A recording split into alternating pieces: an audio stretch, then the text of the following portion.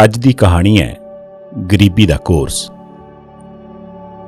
ਸਵਾਰੀ ਜਾਣ ਉਸ ਮੈਨੂੰ ਆਵਾਜ਼ ਮਾਰ ਲਈ, ਆਓ ਭਾਈ ਸਾਹਿਬ ਚੱਲਣ ਵਾਲੇ ਬਣੀਏ। ਉਹ ਪਹਿਲੇ ਰਿਕਸ਼ੇ 'ਚ ਬੈਠਾ ਸੀ, ਸ਼ਾਇਦ ਢੇਰ ਸਮੇਂ ਤੋਂ ਬੈਠਾ ਹੋਵੇ। ਸੂਰਜ ਛਿਪਣ ਵਾਲਾ ਸੀ। ਮੈਂ ਇਹਨੂੰ ਜਾਣਦਾ ਨਹੀਂ ਸਾਂ, ਪਰ ਫਿਰ ਵੀ ਉਹਦੇ ਨਾਲ ਬਹਿ ਗਿਆ। ਮੈਨੂੰ ਘਰ ਪਹੁੰਚਣ ਦੀ ਕਾਹਲ ਸੀ। ਰਿਕਸ਼ੇ ਵਾਲੇ ਨੇ ਜੀਟੀ ਰੋਡ ਛੱਡ ਕੇ ਪਿੰਡ ਨੂੰ ਸੇਧ ਧਰ ਲਈ। ਸੜਕ ਟੁੱਟੀ ਫੁੱਟੀ, ਰਿਕਸ਼ਾ ਪੁਰਾਣਾ ਤੇ ਖਿੱਚਣ ਵਾਲਾ ਮਾੜਾ।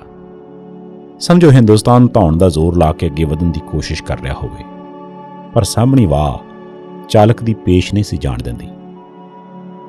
ਦਿਹਾੜੀ ਕੀ ਪਾ ਲੈਣਾ, ਆਰਥਿਕ ਪੱਖ ਜਾਣਨ ਦੀ ਮੇਰੀ ਖੋਟੀ ਆਦਤ ਬਣ ਚੁੱਕੀ ਸੀ। ਚਾਲਕ ਦੇ ਸਿਰ ਉੱਤੋਂ ਦੀ ਮੇਰੀਆਂ ਨਜ਼ਰਾਂ ਨੀਲੀ ਭਾਚ ਡੁੱਬਦੀ ਉੱਭਰਦੀ ਕੰਨਿਆ ਕੁਮਾਰੀ ਤੱਕ ਪਹੁੰਚ ਰਹੀਆਂ ਸਨ।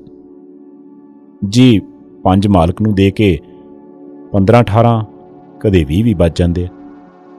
ਉਹ ਸਾਹਮਣੀ ਵਾਹ ਦੇ ਮੁਕਾਬਲੇ ਪੈਡਲਾਂ ਤੇ ਖਲੋ ਕੇ ਭਾਰ ਪਾਉਣਾ ਸ਼ੁਰੂ ਕਰ ਦਿੱਤਾ। ਹੁਣ ਖੇਤਾਂ ਵਿੱਚ ਤਾਂ ਦਿਹਾੜੀ ਨਹੀਂ ਜਾਂਦਾ ਹੋਵੇਗਾ, ਝੋਨਾ ਝਾੜਨ ਵੇਲੇ ਮਹੀਨਾ ਲਾ ਲਈਦਾ ਜੀ। ਵਾਵਾ ਹੱਥ ਰੰਗ ਲੈਣਾ ਫਿਰ ਤੇ। ਹੱਥ ਤਾਂ ਕੀ ਰੰਗਣੇ ਆ ਜੀ, ਕਹਿਰਾਂ ਦੀ ਮਹਿੰਗਾਈ 'ਚ ਪਲ ਪੂਰਾ ਹੋ ਜਵੇ ਇੰਨਾ ਹੀ ਬੜਾ। ਵਾਹ ਦੇ ਧੱਕੇ ਰਿਕਸ਼ੇ ਨੂੰ ਜਾਮ ਕਰ ਲੰਘ ਰਹੇ ਸਨ। ਮਾਫ ਕਰਨਾ, ਤੁਹਾਡੀ ਗੱਲ 'ਚੋਂ ਗੱਲ ਆ। ਮੈਨੂੰ ਆਵਾਜ਼ ਮਾਰਨ ਵਾਲਾ ਮੇਰੇ ਨਾਲ ਬੈਠਾ ਭਾਈ ਬੋਲ ਪਿਆ, ਤੁਸੀਂ ਵਾਵਾ ਗਿਣਤੀ ਮਿਣਤੀ ਕਰਨ ਵਾਲੇ ਲੱਗਦੇ ਹੋ। ਉਸ ਗੱਲ ਕਰਨ ਲਈ ਮੇਰਾ ਧਿਆਨ ਖਿੱਚਿਆ। ਮੇਰੀ ਤੱਕਣੀ ਨੂੰ ਹੰਗਾਰਾ ਸਮਝ ਕੇ ਉਹਨੇ ਗੱਲ ਅੱਗੇ ਤੋਰ ਲਈ। ਖੇਤੀ ਛੋਟੇ ਕਿਸਾਨ ਲਈ ਘਾਟੇ ਵਾਲਾ ਧੰਦਾ ਬਣ ਗਿਆ। ਹੋਰ ਇਹ ਵਿਚਾਰਾ ਕਰੇ ਵੀ ਕੀ। ਵੈਸੇ ਮੈਂ ਤੁਹਾਨੂੰ ਪੁੱਛਦਾ, 5-7 ਕਿੱਲੇ ਵਾਲੇ ਕਿਸਾਨ ਦਾ ਕੋਈ ਬਚਾਅ ਹੈਗਾ? ਮੁਸ਼ਕਲ ਹੀ ਲੱਗਦਾ ਜੀ। ਸਰਕਾਰ ਦਾ ਦੁਰਾਂਝਾ, ਖਾਦ ਤੇ ਦਵਾਈ ਏਜੰਸੀਆਂ ਦੀ ਰਲੇਦਾਰ ਲੁੱਟ, ਮੰਡੀ ਦੀ ਮੋਨੀ ਤੇ ਬਲੈਕ 'ਚ ਖਰੀਦ, ਇੱਕ ਵਾਰ ਤੇ ਘਸਿਆਰਾ ਹੀ ਬਣਾਤਾ ਕਿਸਾਨ ਨੂੰ। ਮੈਂ ਸੋਚ ਕੇ ਉੱਤਰ ਦਿੱਤਾ, ਹਾਂ ਇੱਕ ਉਪਾਅ ਹੈਗਾ। ਜੇ ਕਿਸਾਨ ਇੱਕ ਦੂਜੇ ਨਾਲ ਮਿਲ ਕੇ ਕੰਮ ਕਰਨ, ਆਪਣੀ ਖਾਦ ਬਣਾਉਣ, ਹਰੀ ਭਾਵੇਂ ਪਸ਼ੂਆਂ ਦੇ ਗੋਹੇ ਦੀ ਹੋਵੇ। ਉਹ ਸਰਦਾਰ ਜੀ ਰਲ ਕੇ ਕੰਮ ਕਰਨ ਦਾ ਜ਼ਮਾਨਾ ਨਹੀਂ ਰਿਹਾ। ਹੁਣ ਤੇ ਭਰਾ ਨੂੰ ਪੱਠਿਆਂ ਦੀ ਭਰੀ ਨਹੀਂ ਚਕਾਉਂਦਾ। ਸ਼ਰੀਕਾਂ ਨਾਲ ਮਿਲ ਕੇ ਵਾਹੀ ਕਿੱਥੋਂ ਕਰੂਗਾ? ਫੇਰ ਜੱਟ ਨੂੰ ਗਰੀਬੀ ਦੇ ਹਨੇਰੇ 'ਚੋਂ ਕੋਈ ਨਹੀਂ ਬਚਾ ਸਕਦਾ। ਸ਼ਰੀਕੇਬਾਜ਼ੀ ਦੀ ਲਾਹਨਤ, ਸਰਕਾਰ ਦਾ ਡੇਗੂ ਰਵੱਈਆ ਇਹਨੂੰ ਪੁੱਠੇ ਰਾਹ ਲੈ ਤੁਰੇਗਾ, ਡਕੈਤੀਆਂ ਤੇ ਚੋਰੀਆਂ ਦੇ ਰਾਹ। ਵੈਸੇ ਮੈਂ ਤੁਹਾਨੂੰ ਇਸ ਲਈ ਪੁੱਛ ਰਿਹਾ ਕਿਉਂਕਿ ਮੈਂ ਗਰੀਬੀ ਦਾ ਕੋਰਸ ਕੀਤਾ। ਉਹ ਪੋਚਵੀਂ ਪੱਗ ਵਾਲੇ ਨੇ ਸਿਰ ਹਿਲਾ ਕੇ ਆਪਣੀ ਗੱਲ ਦਾ ਯਕੀਨ ਦਿਵਾਇਆ। ਮੇਰੇ ਅਨੁਮਾਨ ਹੈਰਾਨੀ ਨਾਲ ਉਹਦੀ ਹੱਡਬੀਤੀ ਦਾ ਮੂੰਹ ਤੱਕਣ ਲੱਗ ਪਏ। ਇਹ ਬੰਦਾ ਪੜ੍ਹਿਆ ਹੋਣ ਦੇ ਨਾਲ ਗੁੜਿਆ ਵੀ ਲੱਗਦਾ। ਮੇਰੀ ਦਿਲਚਸਪੀ ਹੋਰ ਵੱਧ ਗਈ ਤੇ ਉਹਨੇ ਆਪੇ ਹੀ ਗੱਲ ਅੱਗੇ ਤੋਰ ਲਈ। 10 ਜਮਾਤਾਂ ਪਾਸ ਹਾਂ, ਕਲਰਕੀ ਮਿਲਦੀ ਸੀ। ਆ ਜੱਟ ਕੀ ਟੌਰ ਕਾਰਨ ਮੈਂ ਲਈ ਨਾ। 15 ਘੁਮਾ ਜ਼ਮੀਨ ਦਾ ਰੰਗੜਾਊ ਧੌਣ ਨਹੀਂ ਸੀ ਮੁੜਨ ਦਿੰਦਾ। ਸੂਬੇਦਾਰ ਬਾਪ ਦਾ ਕੱਲਾ ਪੁੱਤ ਸਾਂ। ਚੰਗੇ ਘਰ ਵਿਆਹ ਹੋ ਗਿਆ। ਬਸ 1 ਸਾਲ ਜਵਾਨੀ ਦਾ ਰੰਗ ਮਾਣਿਆ, ਫੇਰ ਚਫੇਰਿਓਂ ਆਫਤਾਂ ਨੇ ਘੇਰਾ ਪਾ ਲਿਆ। ਅਗਲੇ ਸਾਲ ਕੁਝ ਮਹੀਨਿਆਂ ਦੇ ਗੀਤ ਪਛੇਤ ਨਾਲ ਮਾਂ-ਬਾਪ ਤੁਰ ਗਏ। ਘਬਰਾਉਣਾ ਤੇ ਕੁਦਰਤੀ ਸੀ, ਪਰ ਮੇਰੀ ਘਰ ਵਾਲੀ ਬੜੀ ਦਲੇਰ ਨਿਕਲੀ। ਉਹਨੇ ਮੇਰਾ ਮੋਢਾ ਥੰਮ ਲਿਆ। ਘਰ ਦੀ ਪੂੰਜੀ ਹੰਗਾਮੇ ਤੇ ਲੱਗ ਗਈ। ਵਾਹ, ਸੁਭਾਵ ਕੀ ਮੇਰੇ ਮੂੰਹ ਸ਼ਾਬਾਸ਼ ਦਿਓਗੀ। ਘਰ ਵਾਲੀ ਜੇ ਸਾਥਣ ਹੋਵੇ ਨਾ ਤੇ ਬੰਦਾ ਕੋਈ ਵੀ ਦਸੌਂਟਾ ਕੱਟ ਜਾਂਦਾ। ਸਮਝੋ ਉਹਦੀ ਹਿੰਮਤ ਆਸਰੇ ਖਲੋਤਾ ਰਹਿ ਗਿਆ ਜੀ, ਨਹੀਂ ਤੇ ਔਖਾ ਸੀ। ਰਿਕਸ਼ੇ ਵਾਲੇ ਨੂੰ ਸਾਹਮਣੀ ਵਾਹ ਨਾਲ ਸੇਮ ਦੇ ਪੁਲ ਦੀ ਪਹਿਲੀ ਚੜਾਈ ਆ ਗਈ। ਸਾਰਾ ਜ਼ੋਰ ਲਾਉਂਦਿਆਂ ਉਹਦੇ ਗਲ ਦੀਆਂ ਨਾੜਾਂ ਖਲੋ ਜਾਂਦੀਆਂ। ਫੇਰ ਜੀ ਮੈਂ ਖਲੋਤੀ ਗੱਲ ਨੂੰ ਹੁੰਗਾਰੇ ਨਾਲ ਧੱਕਾ ਮਾਰਿਆ। ਫੇਰ ਜੀ ਮੁਰੱਬੇਬੰਦੀ ਆ ਗਈ। ਪੁਆੜਿਆਂ ਦੀ ਜੜ, ਹਰ ਤਰ੍ਹਾਂ ਦੀ ਕਾਟ ਲੱਗ ਕੇ 10 ਏਕੜ ਨਿਆਈ 'ਚ ਮਿਲੇ। ਉਹਦੇ 'ਚੋਂ ਵੀ 2 ਏਕੜ ਛੱਪੜ ਸੀ। ਉਹ 2 ਕਿੱਲੇ ਨੀਵੀਂ ਥਾਂ ਸੀ, ਉਹ ਵਗਦੇ ਸੀ। ਮੈਂ ਖੁਸ਼ ਸਾਂ ਵੀ ਪੂਰਾ ਨਿਆਈ 'ਚ ਮਿਲ ਗਿਆ। ਕੱਲਾ ਆਦਮੀ ਸੀ, ਦੂਰ ਦੀ ਵਾਹੀ ਮਾਰ ਲੈਂਦੀ। ਹੁਣ ਸਵਾਲ ਸੀ ਵੱਟਾਂ ਭੰਨ ਕੇ ਉੱਚੇ ਨੀਵੇਂ ਖੇਤਾਂ ਨੂੰ ਪੱਧਰ ਕਰਨ ਦਾ। ਘਰ 'ਚ ਧੇਲਾ ਨਹੀਂ ਸੀ ਤੇ ਮੇਰਾ ਮੂੰਹ ਲੱਥਾ ਵੇਖ ਕੇ ਮੇਰੀ ਘਰ ਵਾਲੀ ਨੇ ਨੱਕ ਕੰਨ ਖਾਲੀ ਕਰਤੇ। ਮੈਂ ਲੈਣਾ ਨਹੀਂ ਸੀ ਚਾਹੁੰਦਾ ਤੇ ਉਹ ਹੱਸ ਕੇ ਕਹਿਣ ਲੱਗੀ, ਤੂੰ ਤਕੜਾ ਹੋ ਕੇ ਖੇਤ ਬਣਾ, ਇਹ ਗਹਿਣੇ ਆਪਾਂ ਫੇਰ ਬਣਾ ਲਵਾਂਗੇ। ਸਰਦਾਰ ਜੀ, ਮੈਂ ਹੌਸਲਾ ਫੜ ਕੇ ਟਰੈਕਟਰ ਤੋਂ ਪਧਰਾਏ ਵਹਾਏ ਸੁਹਾਰੇ ਰੂੜੀ ਪਾਈ, ਕਾਲੀ ਸ਼ਾਹ ਮੱਕੀ ਲੈ ਲਾਉਂਦੀ ਸੀ। ਉੱਤੋਂ ਲੋਕੀ ਗੱਲਾਂ ਕਰਨ ਲੱਗ ਪਏ। ਮੈਂ ਕਾਲੀ ਤੌੜੀ ਗੱਡਦੀ ਫਿਆਰ ਕੇ ਸੌਣ ਲੋੜ ਗੋਚਰਾ ਵਰ ਕੇ ਲੰਘ ਗਿਆ। ਪਰ ਭਾਦੋਂ ਦੀ ਸਾੜ ਸਤੀ ਇਹੋ ਜਿਹੀ ਆਈ, 3 ਦਿਨ ਮੀਂਹ ਨਹੀਂ ਹਟਿਆ। ਬਾਹਰਲੇ ਖੇਤਾਂ ਦਾ ਸਾਰਾ ਪਾਣੀ ਮੱਕੀ 'ਚ, ਮਸਾਂ ਉਤਲੇ ਆ ਗਈ ਦੀਦੇ ਸੀ। ਪਾਣੀ ਦੇ ਨਿਕਾਸ ਦਾ ਰਾਹ ਕੋਈ ਨਹੀਂ ਸੀ, ਕਿਉਂਕਿ ਪੈਲੀ ਨੀਵੀਂ ਸੀ। ਕਾਲੀ ਤੌੜੀ ਦਾ ਵੀ ਗਾਲੀ ਡੁੱਬਾ ਸੀ ਸਮਝੋ, ਤੇ ਪਿੱਠ ਨੰਗੀ ਸੀ। ਮੈਂ ਮੰਜੇ ਢਹਿ ਪਿਆ, ਮੇਰੇ ਹਰਾਸ ਟੁੱਟ ਲੱਥੇ, ਤੇ ਘਰ ਵਾਲੀ ਨੇ ਬਾਹੋਂ ਫੜ ਕੇ ਹਿਲਾਉਣਿਆ। ਮਰਦ ਕਦੇ ਢੇਰੀ ਨਹੀਂ ਢਾਉਂਦੇ, ਉੱਠ ਤੂੰ, ਜਿੰਨੇ ਮੁਸੀਬਤ ਪਾਈ ਆ ਆਪੇ ਟਲਦੀ ਵੀ ਕਰੂਗਾ।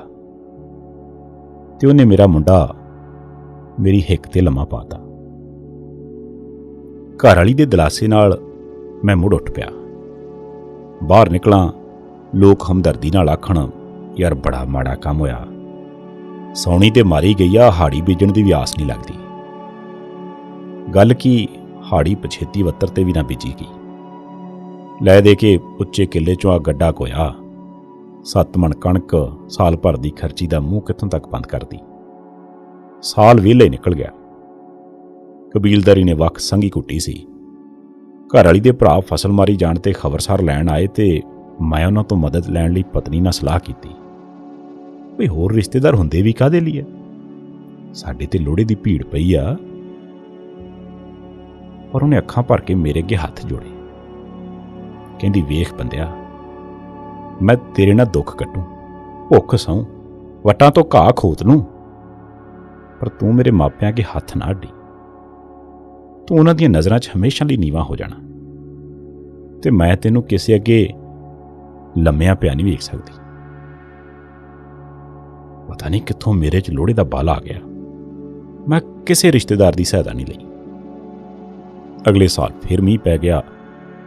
ਇਹਨਾਂ 2 ਸਾਲਾਂ ਦੀ ਮਾਰ ਨੇ ਚੰਗੇ ਚੰਗੇ ਖੇਤ ਗਹਿਣੇ ਪਵਾ ਦੇ, ਬਲਦ ਵੀ ਵਿਕ ਗਏ ਤੇ ਖੇਤੀ ਛੁੱਟ ਗਈ।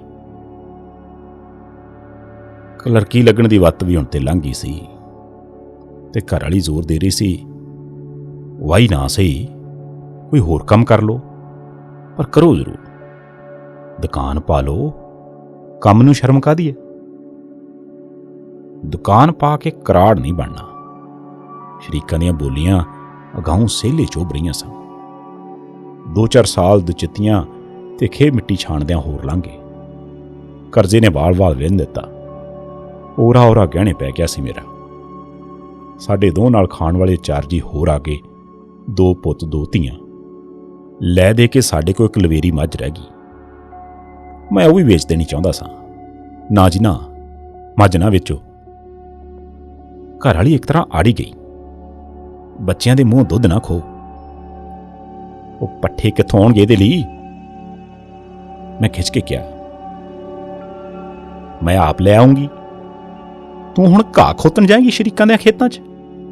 ਹੈਰਾਨੀ ਜੀ ਨਾ ਮੈਂ ਕਿਹਾ, ਚੱਲ ਨਹੀਂ ਵੇਚਣੀ ਤੇ ਫਿਰ ਨਾ ਵੇਚ, ਮੈਂ ਲੈ ਆਉਂਗਾ ਘਾਹ। ਤੇ ਫਿਰ ਸਰਦਾਰ ਜੀ, ਮੈਂ ਚਾਦਰ ਰੰਬਾ ਚੁੱਕ ਲਏ। ਸ਼ਰੀਕ ਮੁਸਕੜੀਏ ਹੱਸਦੇ ਸੀ ਮੈਨੂੰ ਵੇਖ ਕੇ। ਉੱਤੋਂ ਮਲੇਰੀਏ ਨੇ ਘਰ 'ਚ ਸਾਰਿਆਂ ਨੂੰ ਦੂਰ ਪਾ ਲਈ। ਪੈਸਾ ਧੇਲਾ ਤੇ ਅੱਗੇ ਕੋਈ ਨਹੀਂ ਸੀ। ਅਸੀਂ ਤੇ ਕਈ ਡੰਗ ਭੁੱਖੇ ਵੀ ਸੁੱਤੇ, ਪਰ ਚਲੋ ਕੋਈ ਨੁਕਸਾਨ ਹੋਣੋਂ ਬਚ ਗਿਆ। ਪੁਰਾਣੇ ਕੱਪੜਿਆਂ ਨੂੰ ਟਾਕੀਆਂ ਲਾ ਲਾ ਕੇ ਟਾਈਮ ਟਪਾਇਆ ਸਰਦਾਰ ਜੀ। ਪਿੰਡੇ ਤੇ ਸਾਬਣ ਲਾਇਆ ਤਾਂ ਕਈ ਸਾਲ ਹੀ ਲੰਘ ਗਏ ਸੀ। ਬਈ ਲੱਸੀ ਤੇ ਲੂਣ 'ਚ ਕੱਪੜੇ ਘਚੋਲ ਲੈਂਦੀ ਸਾਂ। ਜੱਟ ਦੇ ਰੰਗੜਾਊ ਵਾਲੀ ਚੱਜ ਨਾਲ ਹੀ ਤੈਅ ਲੱਗ ਗਈ ਸੀ। ਮੈਂ ਕਦਮ ਪੁੱਟਾਂ ਗਾਂਹ ਨੂੰ, ਜਾਵਾਂ ਪਛਾਣ ਨੂੰ। ਘਰ ਵਾਲੀ ਦਾ ਦਿੱਤਾ ਹੌਸਲਾ ਜ਼ਰੂਰ ਸੀ ਮੇਰੇ ਕੋਲ। ਮੈਂ ਜਾਇਦਾਦ ਕਿਸੇ ਐਪ 'ਚ ਨਹੀਂ ਸੀ ਗਵਾਈ। ਕੁਦਰਤ ਦੀ ਕਰੋਪੀ ਸੀ ਜਾਂ ਸਮਝੋ ਕਰਮਾਂ ਦੀ ਹਾਰ। ਰਿਕਸ਼ੇ ਵਾਲੇ ਭਾਈ ਨੂੰ ਸੂਏ ਦੇ ਪੁਲ ਦੀ ਦੂਜੀ ਚੜ੍ਹਾਈ ਆ ਗਈ। ਪੈਡਲਾਂ ਤੇ ਜ਼ੋਰ ਪਾਉਂਦਿਆਂ ਕੜਕ ਦੇ ਕੇ ਚੈਨ ਲੈ ਗਈ, ਤੇ ਅਸੀਂ ਵੀ ਚੜ੍ਹਾਈ ਵੇਖ ਕੇ ਉਤਰ ਗਏ। ਪੁਲ ਉੱਤੇ ਜਾ ਕੇ ਅਸੀਂ ਫਿਰ ਬਹਿ ਗਏ। ਇਹਨੇ ਨੂੰ ਰਿਕਸ਼ੇ ਵਾਲੇ ਨੇ ਵੀ ਦਮ ਮਾਰ ਲਿਆ, ਤੇ ਢਲਾਣ ਕਾਰਨ ਉਹਦਾ ਮੂੰਹ ਹੀ ਲਿਸ਼ਕ ਪਿਆ। ਭਾਈ ਨੇ ਆਪ ਬੀਤੀ ਫਿਰ ਅੱਗੇ ਤੋਰ ਲਈ। ਜੇ ਸੱਚ ਪੁੱਛੋ ਤੇ ਘਰ ਵਾਲੀ ਨੇ ਗਰੀਬੀ ਦੀ ਦਲਦਲ ਚੋਂ ਕੱਢਿਆ। ਉਹ ਕਿਵੇਂ? ਇੱਕ ਦਿਨ ਉਹ ਆਖਣ ਲੱਗੀ, ਅੱਧਾ ਦੁੱਧ ਆਪਾਂ ਡੇਅਰੀ ਪਾ ਆਇਆ ਕਰੀਏ। ਲੋਕ ਤੇ ਪਾਉਂਦੇ ਹੀ ਆ। ਮੇਰੇ ਲਈ ਇਹ ਬੜੀ ਨਮੋਸ਼ੀ ਵਾਲੀ ਗੱਲ ਸੀ। ਸੂਬੇਦਾਰੀ ਨੂੰ ਲਾਜ ਲੱਗਦੀ ਸੀ। ਸੂਬੇਦਾਰੀ ਤਾਂ ਘਾਹ ਖੋਤਣ ਵਾਲੇ ਦਿਨ ਹੀ ਦਾਗੀ ਹੋ ਗਈ ਸੀ। ਪਰ ਮੈਂ ਅੱਧ ਮਨੇ ਦਿਲ ਨਾਲ ਰਾਜ਼ੀ ਹੋ ਗਿਆ। ਮੈਨੂੰ ਪਹਿਲੀ 15 ਆਈ ਵਾਲਾ ਦਿਨ ਕਦੇ ਨਹੀਂ ਭੁੱਲਦਾ। ਮੈਂ ਪੂਰੇ 8 ਸਾਲ ਬਾਅਦ ਘਰ 'ਚ ਖੁਸ਼ੀ ਦਾ ਮੂੰਹ ਵੇਖਿਆ ਸੀ। ਸਾਰਾ ਟੱਬਰ ਖੁਸ਼। ਅਸਾਂ ਖੀਰ ਰਿੰਨ ਕੇ ਖਾਧੀ। ਫਿਰ ਸਾਨੂੰ 15 ਦਾ ਸਵਾਦ ਪੈ ਗਿਆ। ਅਸੀਂ 2 ਕਿਲੋ ਚਾਹ ਜੋਗਾ ਦੁੱਧ ਰੱਖ ਕੇ ਬਾਕੀ ਸਾਰਾ ਡੇਅਰੀ ਪਾਉਣ ਲੱਗ ਪਏ। ਮੈਂ ਆਥਣ ਸਵੇਰ ਘਾਹ ਦੀਆਂ 2 ਪੰਡਾਂ ਲਿਆਵਾਂ, ਮੱਝ ਦੀ ਖੁਰਲੀ ਨਾ ਖਾਲੀ ਹੋਣ ਦੇਵਾਂ। ਦਿਨ ਫਿਰਨ ਲੱਗੇ ਤੇ ਅਚਾਨਕ ਬੇਹਾਜ਼ਮੇ ਨਾਲ ਮੱਝ ਬਿਮਾਰ ਹੋ ਗਈ। ਸ਼ਾਇਦ ਉਹ ਮਿੱਟੀ ਵਾਲਾ ਤਰੇਲਿਆ ਘਾਹ ਖਾ ਗਈ ਸੀ। ਸਾਡੇ ਮੂੰਹ ਫੇਰ ਉੱਡ ਗਏ। ਦੁੱਧ ਦੀ ਭਰੀ ਬਾਲਟੀ ਮੁੱਧੀ ਵੱਜਦੀ ਪ੍ਰਤੀਤ ਹੋਈ। ਡੇਅਰੀ ਵਾਲੇ ਕੋਲ ਗਿਆ ਤੇ ਉਹਨੇ 14 ਰੁਪਈਆਂ ਦੀ ਇੱਕ ਚੂਰਨ ਦੀ ਡੱਬੀ ਦਿੱਤੀ। ਮੱਝ ਉੱਪਰੋਂ ਥੱਲੇ ਦਿੱਤੀਆਂ 3 ਖੁਰਾਕਾਂ ਨਾਲ ਰਾਜੀ ਹੋ ਗਈ। ਫਿਰ ਗੁਆਂਢੀ ਨੇ ਮੈਨੂੰ ਦੱਸਿਆ ਵੀ ਡੇਅਰੀ ਵਾਲੇ ਨੇ ਤਾਂ ਤੈਨੂੰ ਠੱਗ ਲਿਆ। ਆਹ ਡੱਬੀ ਤਾਂ ਰੁਪਈਏ 2 ਰੁਪਈਏ ਦੀ ਆਉਂਦੀ ਹੈ। ਮੈਨੂੰ ਬੜਾ ਗੁੱਸਾ ਆਇਆ। ਆਸਿਓਂ ਪਾਸਿਓਂ ਤਸੱਲੀ ਕਰਕੇ ਮੈਂ ਮੋਗੇ ਡੇਅਰੀ ਮੈਨੇਜਰ ਕੋਲ ਪਹੁੰਚ ਗਿਆ। ਚਪੜਾਸੀ ਮੈਨੂੰ ਅੰਦਰ ਨਾ ਜਾਣ ਦੇਵੇ। ਮੈਂ ਬੜੇ ਜਵੇ ਨਾ ਆਖਿਆ ਵੀ ਮੈਂ ਮਿਲੇ ਬਿਨਾਂ ਨਹੀਂ ਜਾਣਾ। ਅਖੀਰ ਮੈਂ 3 ਵਜੇ ਸਾਹਿਬ ਦੇ ਪੇਸ਼ ਹੋਇਆ। ਮੈਂ ਦਵਾਈ ਵਾਲੀ ਖਾਲੀ ਡੱਬੀ ਉਹਦੇ ਮੇਜ਼ ਤੇ ਰੱਖ ਕੇ ਪੁੱਛਿਆ, ਸਾਹਿਬ ਆ ਦਵਾਈ ਕਿੰਨੇ ਕੁ ਦੀ ਆ? 1.5 ਰੁਪਈਏ ਦੀ। ਕਿਉਂ? ਨੇਰ ਸਾਈਂ ਦਾ ਆ ਤੁਹਾਡੇ ਏਜੰਟ ਨੇ ਮੈਨੂੰ 14 ਦੀ ਦਿੱਤੀ ਆ। ਹੈ 14 ਦੀ? ਮੈਨੇਜਰ ਹੱਕਾ ਬੱਕਾ ਰਹਿ ਗਿਆ। ਇਹ ਗੱਲ ਆ, ਮੈਂ ਪਰਸੋਂ ਆਉਣਾ ਪਿੰਡ ਤੁਹਾਡੇ। ਤੂੰ ਸਾਰੇ ਦੁੱਧ ਪਾਉਣ ਵਾਲਿਆਂ ਨੂੰ ਇਤਲਾਹ ਕਰ ਦੀ। ਮੈਨੇਜਰ ਬੜਾ ਸਖਤ ਸੀ। ਮੈਂ ਪਿੰਡ ਆ ਕੇ ਡੌਂਡੀ ਪਟਵਾਤੀ। ਮੈਂ ਸੋਚਿਆ ਵੀ ਸ਼ਾਇਦ ਡੇਅਰੀ ਦੀ ਜੰਟੀ ਮੈਨੂੰ ਮਿਲ ਜੇ। ਲੋਕ ਮੇਰੇ ਜੇਰੇ ਦੀ ਦਾਤ ਦਿੰਦੇ ਪਏ ਸੀ। ਹੁਣ ਪਤਾ ਲੱਗੂ ਏਜੰਟ ਨੂੰ ਇਹਨੇ ਅੰਨੀ ਪਾਈ ਆ। ਏਜੰਟ ਨੇ ਆਪਣੀ ਥਾਂ ਗੰਢ ਤੋਂ ਸ਼ੁਰੂ ਕਰਤੀ ਤੇ ਮਿੱਥੇ ਦਿਨ ਮੈਨੇਜਰ ਦੀ ਜੀਪ ਆ ਗਈ। ਏਜੰਟ ਉਹਨੂੰ ਆਪਣੀ ਸੱਜੀ ਬੈਠਕ 'ਚ ਲੈ ਗਿਆ। ਰੱਬ ਜਾਣੇ ਉਹਨੇ ਕੀ ਸ਼ੀਸ਼ੀ ਸੰਘਾਈ ਹੈ। ਆਉਣ ਵਾਲਾ ਮੈਨੇਜਰ ਹੋਰ ਤੇ ਦਰਿਆਫਤ ਕਰਨ ਵਾਲਾ ਬਿਲਕੁਲ ਹੀ ਹੋਰ। ਲੋ ਜੀ ਹੋਰ ਦੇਖੋ, ਮੈਨੇਜਰ ਦੇ ਪੁੱਛਣ ਤੇ ਸਾਰਿਆਂ ਦੇ ਦੰਦ ਜੁੜ ਗਏ। ਕੋਈ ਝੂਠੇ ਨੂੰ ਝੂਠਾ ਕਵੇ ਹੀ ਨਾ। ਅਸਲੋਂ ਮਿੱਟੀ ਹੋ ਗਏ। ਮੈਂ ਸੱਚਾ ਹੁੰਦਾ ਵੀ ਪਰੇ 'ਚ ਝੂਠਾ ਪਿਆ ਖਲੋਤਾ ਸਾਂ। ਮੈਨੇਜਰ ਦੀ ਜੀਪ ਮੁੜ ਗਈ ਤੇ ਏਜੰਟ ਨੇ ਜਿੱਤ ਦੀ ਖੁਸ਼ੀ 'ਚ ਸਾਰਿਆਂ ਨੂੰ ਚਾਹ ਪਿਆਈ। ਮੈਨੂੰ ਗੁੱਸਾ ਉਹਨਾਂ ਲੋਕਾਂ ਤੇ ਵੀ ਸੀ ਜਿਨ੍ਹਾਂ ਇੱਕ ਲੁਟੇਰੇ ਵਿਰੁੱਧ ਪੁੱਟੇ ਕਦਮ 'ਚ ਮੇਰਾ ਸਾਥ ਨਹੀਂ ਸੀ ਦਿੱਤਾ। ਹੁਣ ਉਹ ਦੰਦੀਆਂ ਕੱਢਦੇ ਢੀਠਾਂ ਵਾਂਗੂ ਏਜੰਟ ਦੇ ਨਾਲ ਖਲੋਤੇ ਸਨ। ਅਗਲੇ ਦਿਨ ਏਜੰਟ ਨੇ ਮੇਰਾ ਦੁੱਧ ਮੋੜ ਦਿੱਤਾ ਤੇ ਸਾਡੇ ਘਰ ਸੋਗ ਪੈ ਗਿਆ। ਹੁਣ 2 ਬੱਚੇ ਸਕੂਲ ਜਾਂਦੇ ਸਨ। ਅਸੀਂ ਗਰੀਬੀ ਨਾਲ ਲੰਮਾ ਘੋਲ ਕਰਨ ਤੋਂ ਬਾਅਦ ਤਿਆਰ ਹੋਏ ਸਾਂ ਵੀ ਚਲੋ ਸ਼ਾਇਦ ਨਿਆਣੇ ਇਹਦੇ 'ਚੋਂ ਬਾਹਰ ਕੱਢਣਗੇ। ਪਰ ਆਪਣੇ ਲੋਕਾਂ ਦੇ ਭਲੇ ਲਈ ਚੁੱਕਿਆ ਇੱਕ ਕਦਮ ਪੁੱਠਾ ਪੈਣ ਕਰਕੇ ਮੈਂ ਹੋਰ ਮੁਸ਼ਕਲ 'ਚ ਆ ਗਿਆ। ਫਿਰ ਮੈਂ ਘਰ ਵਾਲੀ ਨਾਲ ਸਲਾਹ ਕੀਤੀ ਵੀ ਮੈਂ ਦੁੱਧ ਮੰਡੀ ਨਾ ਪਾਇਆ ਕਰਾਂ। ਹੁਣ ਮੈਂ ਮਾੜੀਆਂ ਮੋਟੀਆਂ ਬੇਸ਼ਰਮੀਆਂ ਤੋਂ ਘਬਰਾਉਂਦਾ ਨਹੀਂ ਸੀ। ਮਾੜੀ ਗੱਲ ਤੇ ਨਹੀਂ ਗਈ, ਨਾਲੇ ਆਪਾਂ ਹੋਰ ਕਰ ਵੀ ਕੀ ਸਕਦੇ ਹਾਂ।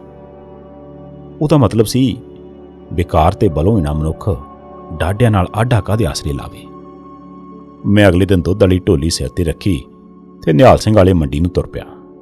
ਲੋਕਾਂ ਮੁੜ ਬੋਲੀਆਂ ਮਾਰੀਆਂ। ਮੈਂ ਮਨ ਨੂੰ ਆਖਿਆ ਵੀ ਦੜ ਵੱਟ ਜ਼ਮਾਨਾ ਕੱਟ ਕੋਈ ਨਹੀਂ, ਭਲੇ ਦਿਨ ਆਉਣਗੇ। ਮੰਡੀ ਜਾ ਕੇ ਮੈਨੂੰ ਕਿਸੇ ਨੂੰ ਕਹਿਣਾ ਵੀ ਨਾ ਪਿਆ ਵੀ ਦੁੱਧ ਲੈ ਲਓ। ਸਗੋਂ ਇੱਕ ਹਲਵਾਈ ਨੇ ਮੈਨੂੰ ਆਵਾਜ਼ ਮਾਰ ਲਈ। ਡੇਅਰੀ ਵਾਲਿਆਂ ਨਾਲੋਂ ਮੈਨੂੰ 2 ਰੁਪਈਏ ਵੱਧ ਮਿਲੇ ਤੇ ਮੈਂ ਮਾਰੀਆਂ ਪਿੰਡ ਨੂੰ 2 ਛਾਲਾਂ। 2 ਰੁਪਈਏ ਦੀ ਬੜੌਤੀ ਨਾਲ ਸਾਡੇ ਹੌਸਲੇ ਵੱਧ ਗਏ। 1 ਮਹੀਨੇ ਪਿੱਛੋਂ 100 ਰੁਪਈਏ ਨੂੰ ਮੈਂ ਇੱਕ ਅਧੂਰਾਣਾ ਸਾਈਕਲ ਲੈ ਲਿਆ। ਡੇਅਰੀ ਵਾਲਿਆਂ ਨਾਲੋਂ ਵੱਧ ਭਾਅ ਦੇ ਕੇ ਮੈਂ ਦੁੱਧ ਚੁੱਕਣਾ ਸ਼ੁਰੂ ਕਰਤਾ। ਕੁਦਰਤ ਜਦੋਂ ਢੋ ਮੇਲਾ ਲਾਉਂਦੀ ਆ ਨਾ ਤੇ 3 ਕਾਣੇ ਵੀ ਪੌਂਵਾਰਾਂ ਕਰ ਜਾਂਦੇ ਆ। ਮੇਰੇ ਕੋਲ 3 ਢੋਲੀਆਂ ਦੁੱਧ ਹੋ ਗਿਆ। ਕਿਲੋ ਦੁੱਧ ਮੈਂ ਹਰੇਕ ਢੋਲੀ ਚੋਂ ਕੱਢ ਲਵਾਂ ਤੇ 2-2 ਕਿਲੋ ਪਾਣੀ ਠੋਕ ਦਵਾਂ। ਮੇਰਾ ਦੁੱਧ ਮੰਡੀ ਫਿਰ ਵੀ ਨੱਟ ਗਈ। ਮੰਡੀ ਪਿੰਡੋਂ ਕੁੱਲ 2 ਮੀਲ ਸੀ। ਆਥਣ ਸਵੇਰ 2 ਗੇੜੇ ਲਾਉਣੇ ਸ਼ੁਰੂ ਕਰਤੇ। 2 ਸਾਲਾਂ ਪਿੱਛੋਂ ਮੈਂ ਅੱਧੀ ਜ਼ਮੀਨ ਗਹਿਣੇ ਹੇਠੋਂ ਕੱਢ ਲਈ ਤੇ 2 ਮੱਝਾਂ ਹੋਰ ਪਾ ਲਈਆਂ। ਗਹਿਣਾ ਬਹੁਤਾ ਮਹਿੰਗਾ ਨਹੀਂ ਸੀ। ਅਗਲੇ ਸਾਲ ਬਾਕੀ ਦੀ ਵੀ ਛੁਡਵਾ ਲਈ। ਗੱਲ ਕੀ ਸਰਦਾਰ ਜੀ, ਮੈਂ ਪੂਰੇ 17 ਵਰੇ ਦੁੱਧ ਪਾਇਆ ਤੇ ਸਾਰੀਆਂ ਅਗਲੀਆਂ ਪਿਛਲੀਆਂ ਕਸਰਾਂ ਕੱਢਤੀਆਂ। ਫਿਰ ਨਹੀਂ ਤੇ ਪਲਾਟ ਲੈ ਕੇ ਪੱਕਾ ਘਰ ਪਾਇਆ। ਡੇਅਰੀ ਏਜੰਟ ਨਾਲੋਂ ਵਧੀਆ ਬੈਠਕ ਸਜਾਈ। ਨਾਨਕੀ ਢੇਰੀ ਵਾਲਿਆਂ ਤੋਂ 5 ਕਿੱਲੇ ਲਏ। ਸਾਰੇ ਬੱਚੇ ਪੜ੍ਹਾਏ। ਵੱਡਾ ਬੈਂਕ 'ਚ ਆ। ਕੁੜੀ JBT ਕਰਕੇ ਪੜ੍ਹਾਉਣ ਲੱਗ ਪਈ। ਇੱਕ ਕੁੜੀ ਕਾਲਜ ਪੜ੍ਹਦੀ ਆ ਤੇ ਛੋਟਾ 10ਵੀਂ ਕਰਕੇ ITI ਦਾ ਕੋਰਸ ਕਰਦਾ। ਹੁਣ ਮੈਂ ਥੋੜ੍ਹਾ ਜਿਹਾ ਹੌਲਾ ਮਹਿਸੂਸ ਕਰਦਾ, ਪਰ ਗਰੀਬੀ ਦਾ ਥਕੇਵਾਂ ਮੇਰੇ ਹੱਡਾਂ 'ਚੋਂ ਅਜੇ ਪੂਰੀ ਤਰ੍ਹਾਂ ਨਿਕਲਿਆ ਨਹੀਂ। ਉਹ ਦਿਨ ਯਾਦ ਆਉਣ 'ਤੇ ਅਜੇ ਵੀ ਲੂੰ ਕੰਢੇ ਖੜੇ ਹੋ ਜਾਂਦੇ ਆ। 5-7 ਕਿੱਲਿਆਂ ਵਾਲੀ ਵਾਹੀ ਵਾਲਾ ਬਚੂਗਾ ਕਿੱਥੋਂ? ਉਹਦਾ ਸਵਾਲ ਹੁਣ ਮੈਨੂੰ ਨਹੀਂ, ਸਗੋਂ ਸਰਕਾਰ ਤੇ ਸਰਕਾਰ ਵਿਰੋਧੀ ਪਾਰਟੀਆਂ ਨੂੰ ਵੀ ਸੀ। ਇਹਨੇ ਨੂੰ ਸਾਡਾ ਅੱਡਾ ਆ ਗਿਆ ਤੇ ਅਸੀਂ ਰਿਕਸ਼ੇ ਤੋਂ ਲੈ ਪਏ। ਭਰਾਵਾ, ਜਿੰਨੇ ਲੰਮੇ ਸਿਦਕ ਤੇ ਹੌਸਲੇ ਨਾਲ ਤੂੰ ਗਰੀਬੀ ਦਾ ਕੋਰਸ ਕੀਤਾ ਨਾ, ਰੰਗੜਾਊ ਛੱਡ ਕੇ ਕੋਈ ਮਿਹਨਤ ਕਰੇਗਾ ਤੇ ਸ਼ਾਇਦ ਬਚ ਜਾਵੇ, ਪਰ ਹਾਲਾਤ ਵਫਾ ਕਰਨ ਵਾਲੇ ਚਾਹੀਦੇ ਨਾਲ। ਮੈਂ ਉਹਨੂੰ ਨਾ ਕਰਦਿਆਂ ਵੀ ਉਹਦੀ ਬਾਹੋਂ ਫੜਿਆ ਤੇ ਅਸੀਂ ਚਾਹ ਵਾਲੀ ਦੁਕਾਨ ਤੇ ਚਲੇ ਗਏ। ਅਸੀਂ ਰਿਕਸ਼ੇ ਵਾਲੇ ਨੂੰ ਆਵਾਜ਼ ਮਾਰ ਲਈ ਤੇ ਬਹਿ ਕੇ ਚਾਹ ਪੀਣ ਲੱਗ ਪਏ।